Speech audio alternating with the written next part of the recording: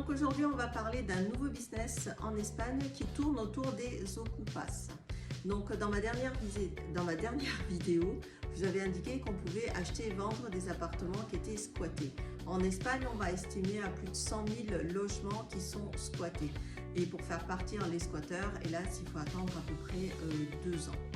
Donc de ce constat, un nouveau business est apparu et des sociétés se sont créées, des sociétés anti-ocupas. Donc qu'est-ce que c'est? Ce sont donc des personnes qui vont aller déloger donc les squatteurs de votre appartement. Ils vont négocier, ils vont mettre la pression, mais il y a un cadre légal qu'ils doivent respecter. Respecte quoi? Je ne suis pas sûre qu'ils respectent vraiment, on va dire. Donc voilà, mais les propriétaires préfèrent payer ce genre de société pour faire partir donc les ocupas beaucoup plus vite, vu qu'il faut 2 ans pour faire partir quand même quelqu'un.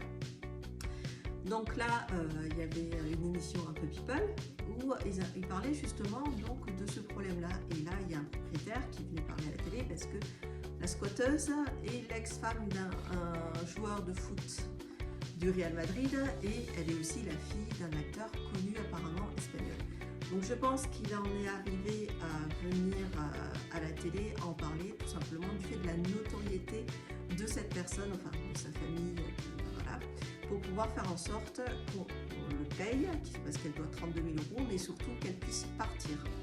Donc c'est un vrai problème ici en Espagne, mais comme en France, et ça touche tout le monde, parce qu'il y a même d'autres personnes qui ont moins de revenus et qui ont ce problème-là où ils ont des squatteurs et ils ne savent plus quoi faire, parce que des fois, ces squatteurs doivent 5 000, 10 000, 15 000 €, et c'est une somme qui est importante malgré tout pour toute personne lambda, j'ai envie de dire. En plus, si on a un crédit, c'est encore pire.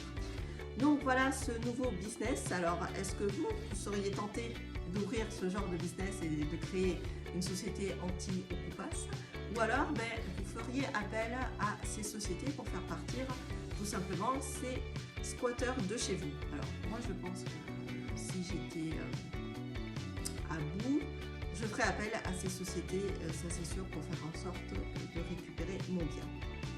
Enfin voilà, laissez-moi vos commentaires, dites-moi ce que vous en pensez et on se voit la prochaine fois pour une autre vidéo. Bye bye!